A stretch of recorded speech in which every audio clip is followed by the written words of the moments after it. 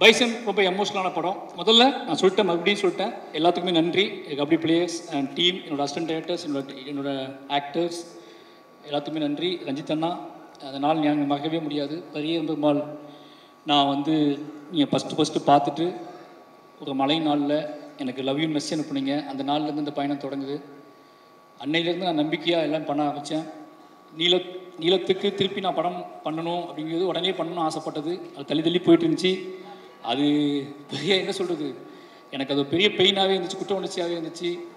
ஏதோ பெரிய வாழ்க்கையில் தப்பு பண்ணுறோமோன்னு தோணிகிட்டே இருக்கும். ஏதோ வழியில் பைசன் பண்ணிட்டேன். பைசன் நான் ஸ்டார்ட் பண்ணும்போது அஜிந்தனாட்ட சொன்னேன், வேறு ஏதாவது கதை பண்ணலாம், இது ரொம்ப கஷ்டம், சொல்ல முடியாது. இந்த படத்தோட போக்கு வந்து உங்களுக்கு எனக்கும் கூட சண்டே வந்து ரொம்ப பயமாக இருக்கேன். அந்த பட்ஜெட் இஷ்யூலாம் வரும்போது இந்த படத்தை வேற ஒன்று பண்ணலாம், வேறு ஏதாவது படம் பண்ணலான்னு சொன்னேன். அப்போ அண்ணன் சொன்னார், டேய் இந்த படம் இப்போ பண்ணலாம், எப்படா பண்ண போகிறேன், இந்த படத்தை நீ பண்ணு பார்த்துக்கலாம், இந்த படம் பண்ணியே ஆகணும். இன்றைக்கி நம்ம 2 பேரும் சேர்ந்துருக்கோம், நம்ம மறுபடியும் சேர்றோம் அப்படின்னா நீ சமூகத்துக்கு நம்ம என்ன கொடுக்கணும் அப்படின்னா இந்த மாதிரியான காத்திரமான ஒரு படம் தான் கொடுக்கணும், இந்த படம் ஸ்டார்ட் பண்ண அப்படின்னாரு. அதுக்கப்புறம் முழுக்க சுதந்திரம் தான். எப்போவுமே எனக்கு ரஞ்சித் எவ்வளோ தெரியல, பெரிய ரஞ்சித்னு ஆரம்பிச்சதுனால எனக்கு எல்லா ப்ரொடியூசருமே ஒரு பெரிய சுதந்திரம் கொடுப்பாங்க. இந்த படத்துலேயும் அந்த மாதிரி சுதந்திரம் தான். அப்ளாஸும் சரி, நீலம் ஸ்டுடியோஸும் சரி, எல்லாரும் மிகப்பெரிய சுதந்திரத்தை கொடுத்தாங்க. அந்த மிகப்பெரிய சுதந்திரத்தின் அடிப்படையில் எடுத்தது தான் பைசன். அதனால் எல்லாத்துக்கும் ரொம்ப நன்றி. பைசன் சொல்லணும் அப்படின்னா துருவோட உழைப்பு, மற்றவங்களோட எல்லாத்தையும் பற்றி எனக்கு பேசுறதுக்கு நிறைய மேடைகள் இருக்குது, என்னோடய இன்டர்வியூஸ் இருக்குது. ஆனால் ரொம்ப நேரம் ஆகிடுச்சு. அதனால் வந்து எல்லாத்துக்குமே ரொம்ப நன்றி.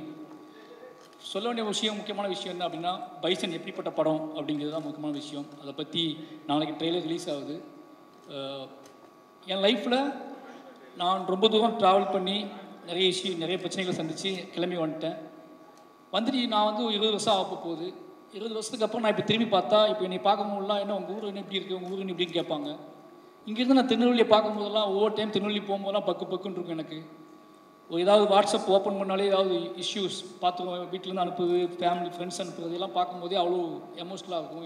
என்னடா பண்ணுறது அப்படின்னு சொல்லி, இது எப்படி சேஞ்ச் பண்ணுறது, இதை பற்றியான டிஸ்கஷன் எப்படி மாற்றுறதுன்னு தோணிகிட்டே இருக்கும். நான் எடுத்த டூல் தான். இந்த மாதிரியான விஷயத்தை நம்ம எப்படி அணுகிறது, இவ்வளோ பெரிய ஒரு போர் சூழலில் இருக்கக்கூடிய என்னோட ஊரை பற்றியான ஒரு புரிதலை இன்றைக்குள்ள இளைஞர்கள்ட்ட நான் எப்படி கடத்துறது, அது என்ன மாதிரி படம் பண்ணுறது அப்படின்னு யோசிச்சுட்டு இருக்கும்போது தான் எனக்கு கிடைச்ச ஒரே டூல் அனைத்து கணேசனன் டூல். அவரை எடுத்துக்கிட்டு நாம் நம்மளோட கிராஃப்ட்டு, நம்மளோட சினிமா, என்னோட அரசியல் பார்வை, என்னோட புரிதல் இதெல்லாம் வச்சுக்கிட்டு நம்ம ப்ளே பண்ணி ஒன்று முடியுமான்னு பார்ப்போம், ட்ரை பண்ணி பார்ப்போம்னு சொல்லி எழுதப்பட்டது தான் பைசன் திரைக்கதை. பைசனுக்குள்ள நிறைய இளைஞர்கள், தென் மாவட்டத்தில் உள்ள நிறைய இளைஞர்கள் இருக்காங்க. வெற்றி பெற முடியாமல் போன, வாழ்க்கையை தொலைச்ச நிறைய இளைஞர்களோட கதை இருக்குது. இந்த கதை உண்மையாகவே என் லைஃப்பில் என்னோட ஆகச்சிறந்த என்னோட அரசியல். நான் என்ன நினைக்கிறேன்னா, என் ஊருக்கு நான் ஏதாவது செய்யணும்னு நினச்சேன். என் ஊரை பற்றி இவ்வளோ வெற்றி அடைஞ்சதுக்கப்புறம், இவ்வளோ புகழ் அடைஞ்சதுக்கப்புறம், இவ்வளோ பணம் சம்பாதிச்சதுக்கப்புறம் நீ உன் ஊருக்கு என்ன பண்ணுன்னு கேட்டிங்கன்னா, என் ஊருக்காக நான் பண்ணது, என்னோட மாவட்டத்துக்காக பண்ணது, என்னோட மக்களுக்காக பண்ணது, ஒட்டுமொத்த தென் தமிழ்நாட்டுக்காகவும் வந்து அந்த தென் தமிழ்நாட்டோட அரசியல் புரிதலை மையப்படுத்தி பண்ண ஒரு படம் தான் பைசன். முழுக்க இந்த படம் அதுக்கான படம். என்னோட ட்ரிபியூட் தான் இது, என்னோட எமோஷ்னல் தான், என்னோட அதிகபட்ச என்ன சொல்கிறது, என்னோட உச்சபட்ச எமோஷ்னல் இது. எப்படியாவது இந்த படம் இது எவ்வளோ பெரிய ஹிட் ஆகுது அப்படிங்கிறத தாண்டி இது என்ன மாதிரியான தாக்கத்தை ஏற்படுத்துது, இது என்ன மாதிரியான எமோஷனலை ஏற்படுத்துது, இது என்ன மாதிரியான கனெக்டிவிட்டியை ஏற்படுத்துது, இது என்ன மாதிரியான ஒரு முடிவுக்கு வருது இந்த படம் அப்படிங்கிறத வந்து அதை பார்க்கறதுக்காக நான் வெயிட்டிங். அதுக்கு மட்டுமே நான் வெயிட் பண்ணுறேன். இந்த 17th அப்படிங்கிறது வந்து எனக்கு வந்து வெளியே வர ஆடியன்ஸ் படம் நல்லா இருக்குன்னு சொல்கிறத விட, படம் ஹிட்டு, படம் சூப்பர் ஹிட்டு, படம் ஃபாஸ்ட்டாக இதெல்லாம் தாண்டி எனக்கு இந்த படத்துக்குள் பேசப்பட்டிருக்கக்கூடிய விஷயத்தை என்னவா தமிழ் சமூகம் எடுத்துக்குது அப்படிங்கிறத தெரிஞ்சுக்கிறதுக்காக ரொம்ப ஆர்வமாக இருக்கேன். அதுக்கு காரணம் நாங்கள் அதாவது என்னது, அதுக்கு முக்கிய காரணம் இன்றைக்கி வாழ்க்கை சூழல் தான்.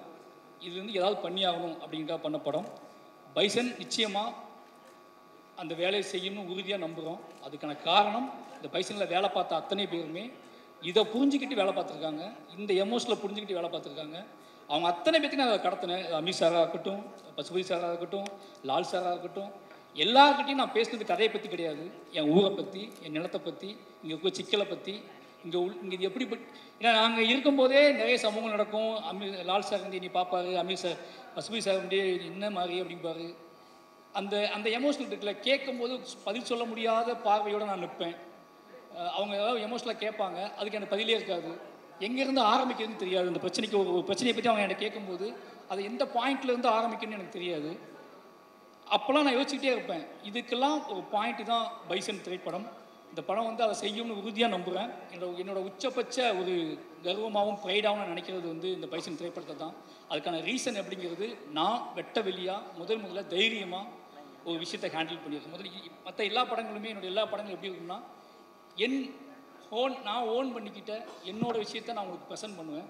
த ஃபஸ்ட் டைம் என்னோட கவலையை, சமூகம் சார்ந்தினோட கவலையை, என் ஊர் சார்ந்தினோட கவலையை, என் மக்கள் சார்ந்தினோட கவலையை, என் மக்களுங்கிறது தென் தமிழ்நாட்டில் இருக்கிற ஒட்டுமொத்த மக்களுமே, அது ஒட்டுமொத்த மக்களுக்கு பற்றின கவலையை பற்றியான ஒரு படமாக இந்த படத்தை எடுத்திருக்கேன்.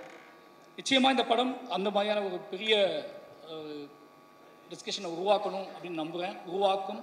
அதுக்காக மட்டுமே இத்தனை வருஷம் நான் சினிமா கற்றுக்கிட்டது, கிராஃப்ட் கற்றுக்கிட்டது, நான் ஒட்டுமொத்தமாக கற்றுக்கிட்டது இந்த படத்துக்கு தானோ அப்படிங்கிற மாதிரியான உணர்வு எனக்கு இந்த படம் பார்க்கும்போது வந்துச்சு. அப்படி உணர்வு வந்ததுக்கு இந்த பைசன் திரைப்படம் எனக்கு கொடுத்த அழுத்தம் இந்த சமூகத்துக்கும், இந்த தமிழ் சமூகத்துக்கும் கொடுக்கும் அப்படிங்கிறத உறுதியாக நம்புகிறேன். அவ்வளோதான் பைசன் பற்றி. நாளைக்கு ட்ரெய்லர் வருது. நிச்சயமாக இந்த பைசன் ஒரு தமிழ் சமூகத்தில் ஒரு அறிவை உண்டாக்கும். அதுக்கு ஒத்துழைத்த அத்தனை நண்பர்களுக்கும் மறுபடியும் நன்றி சொல்லிக்கிறேன். நீ இல்லைனா என்னோடய அசிஸ்டன்ட் டைரக்டர் சொல்லணும்.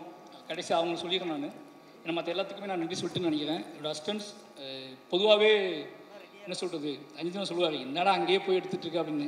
அங்கேயே போய் தான் எடுக்கிறேன் அப்படின்னாலும் அவங்க ஏன்னா அதே லுங்கி தான், அதே சட்டை தான், மாற்றிக்கிட்டே தான் இருக்கும். ஆனால் அதுலேயும் நிறைய ஓடிட்டே இருப்பானுங்க. எல்லோரும் நிறைய வேலை செஞ்சாங்க இந்த படத்தை. ஏன்னா இந்த படத்தை பற்றியான புரிதல் அவங்களுக்குமே இருந்துச்சு, இந்த படம் ஏன் எடுக்கிறான்னு சொல்லி. ரொம்ப நன்றி. இந்த படத்துக்கு வெளியே இருந்து நிறைய வேலை பார்த்துருக்காங்க, அவங்களுக்கும் நன்றி. நிறைய கபடி வீரர்கள் ரொம்ப சப்போர்ட் பண்ணாங்க.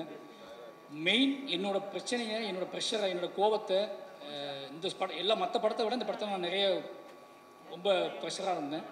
நிறைய வேலை பார்த்தேன். உடல் உழைப்பு தேவைப்பட்டுச்சு. அந்த உடல் உழைப்பு போடும்போது நமக்கு ஒன்று கோவம் வரும்ல, அந்த கோவத்தின் அடிப்படையில் தான் இந்த படம் வேலை பார்க்கப்பட்டுச்சு. அந்த கோவத்தை அக்செப்ட் பண்ணிக்கிட்டு எங்கெங்கேருந்து வந்த, வெளி ஸ்டேட்லேருந்து வந்த நிறைய கபடி பிளேயர்ஸ், ஏன்னா இப்போ வந்து நான் இப்போ அவங்க வேறு வாழ்க்கைக்கு வந்துட்டாங்க, மேட்டில் விளையாட ஆரம்பிச்சிட்டாங்க. ஆனால் அவங்க அத்தனை பேருமே எனக்காக மண்ணில், அதுவும் மத்தியான வெயிலில் அவங்க விளையாண்டு கொடுத்தது அது எதுவுமே மறக்க முடியாது. இந்த படத்தோட வெற்றி தான் அவங்களுக்கு சமர்ப்பணம். நிச்சயமாக இந்த படம் ஒரு எல்லாருக்குமான ஒரு படமாக இருக்கும், ஒட்டுமொத்த தமிழ் சமூகத்துக்குமான படமாக இருக்கும். இந்த படத்தை எனக்கு இந்த படத்தை முழு சுதந்திரமாக எடுக்க அனுமதித்த ரஞ்சித் அண்ணாவுக்கு மறுபடியும் நன்றி. இந்த நேரத்தில் கடைசியாக சொல்லிக்கிறது, இந்த மாரி செல்வராஜ் என்ற பெயரை முன்வைத்து நிகழ்த்தக்கூடிய, இந்த நகரத்தில் நிகழ்த்தக்கூடிய அத்தனைக்கும் ராம் சார் அப்படிங்கிற ஒருத்தர் தான் காரணம். இந்த அரசியல் புரிதலாக எனக்கு அவர் தான் உருவாக்குனார். இந்த மேடையில் அவர் எனக்கு இல்லை. எனக்கு என்னென்னா என்னோட பெரிய பலம் அவர் தான். அவர் ஒன்று சொன்னார், இந்த படம் பார்த்துட்டு உன்னோட பெஸ்ட் அப்படின்னாரு. ஒவ்வொரு படமும் அவரை காட்டும்போது இந்த வார்த்தையை நான் வாங்க ட்ரை பண்ணுவேன். பெரியம்மாள் பண்ணும்போது பெஸ்ட் படம் எடுத்துடா அப்படின்னாரு. கர்ணன் பண்ணும்போது என்னடா பெரியம்மாள் தாண்டி போல இருக்கா அப்படின்னாரு. அப்புறம் மாமன்னன் பண்ணும்போது அதே மாதிரி ஒன்று சொன்னார். வாழை பண்ணும்போது எப்படியோ ஒரு பெஸ்ட் படத்தை எடுத்துட்டேன் அப்படின்னு சொன்னார். ஆனால் இப்போ பைசன் பார்த்துட்டு உங்களுடைய பெஸ்ட் இதுதான்டா அப்படின்னாரு. இப்படி எனக்கு வந்து என்ன தோணும் அப்படின்னா, ஒரு விஷயம் தான் மெயினாக தோணும் எனக்கு எப்போவுமே.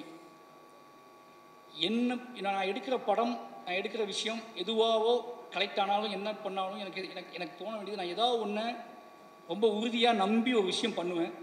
அந்த நம்பி பண்ணுற விஷயம் மக்கள்கிட்ட போய் சேர்ந்துருமா சேராதா அப்படிங்கிற பயம் மட்டும்தான் பெருசாக எனக்கு இருக்கும். அது தப்பாக புரிஞ்சிடக்கூடாதே அப்படிங்கிற பயமும், அது சரியாக போய் சேரணுமே அப்படிங்கிற பயம் மட்டும்தான் எனக்கு அதிகமாக இருக்கும்.